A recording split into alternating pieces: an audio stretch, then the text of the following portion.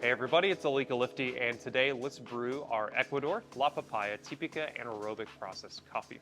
This is a delicious coffee from Juan Peña at Hacienda La Papaya. It is, as the name might suggest, anaerobic processed Typica.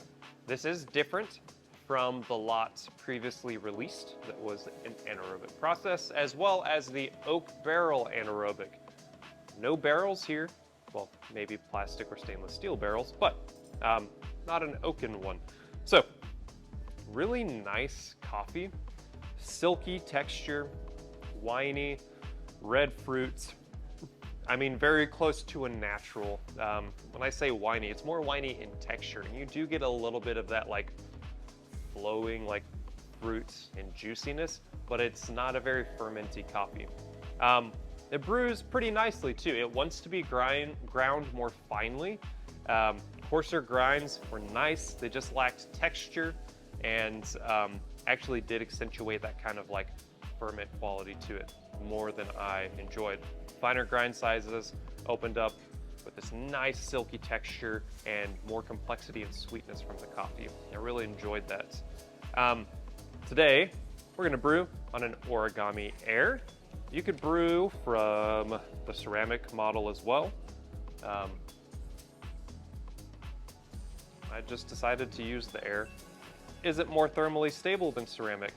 It is. Was that why I chose it? It's not.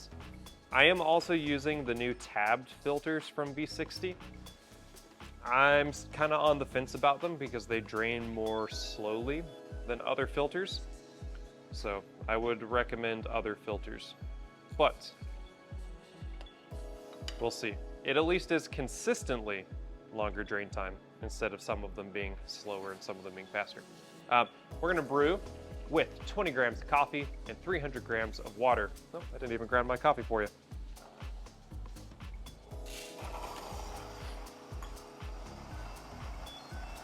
There's a ground on 2 on the fellow Ode Gin 2. And my water is set to 200 degrees Fahrenheit. Now, I tried a lot of different recipes with this coffee and trying some new or trendy techniques with the cone brewer. Also, sorry, I'm a little stuffy, sniffly. The sycamores are pollinating. So, I'm just gonna shake this flat, let it do its thing. I tried aggressive swirls. I tried, kind of painting the coffee grounds up the walls to try to create a very deep valley to assist in things. And I just found this like larger version of this Easy V60 to be the best, both texturally and flavorly.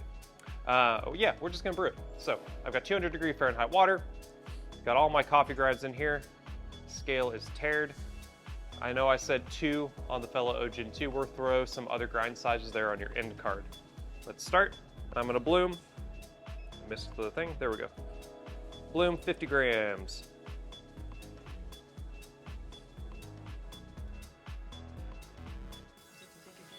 And then at 30 seconds, I'm gonna punch this really heavy, bring this all the way up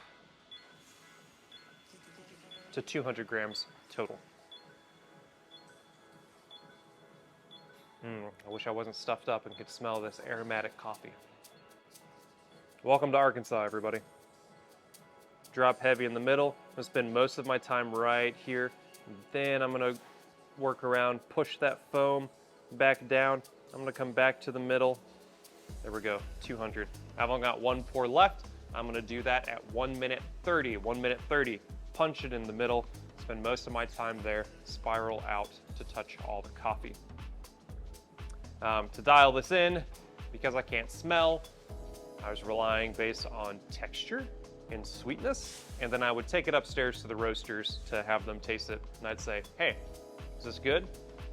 And they say yes, and I say, is it great? And they say, maybe not. And so then I come back down and I change something.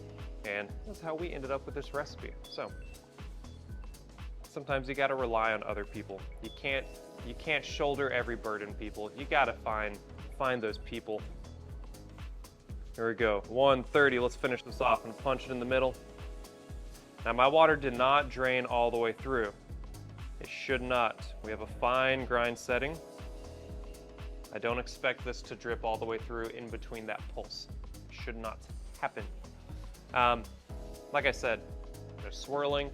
I didn't find that this coffee clumped when I did any bloom agitation. You know, part of it being the distribution of the grinder, and part of it, I think, just the density of the coffee. It's not as hydrophobic as other grounds can be. I had very consistent extractions, so good cup. When it does drain too fast, I kind of already described that. When it drains too long, it does start to get drying. The complexity, sweetness, and vibrancy stays. It just becomes more drying. So if you get a drying cup, you can back off a little bit, either with grind size or water temperature, to help relieve some of that, and it'll still be very, very good. That's right, 2 berries. When we are balanced, we get this nice red raspberry jam. It's confectionery, sweet, a little bit tart with that like red berry in there. And we are going to get, well, this is a fun one. Like I said, I can't taste it. Raspberry jam.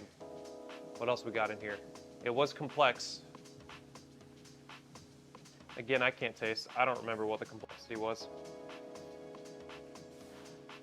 Does this break the illusion, folks? Dark chocolate.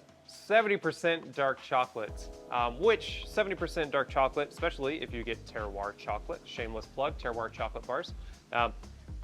Rococo has a little bit of tartness to it, a little bit of acidity. It's really nice. So 70% dark chocolate. I already said winey, and I did say plum. So I got it. I just had forgotten it. That's the problem when you just memorize things and you haven't experienced it yourself. Smells like sycamore pollen. That's a joke. Please don't email me about that. All right, everybody, serve.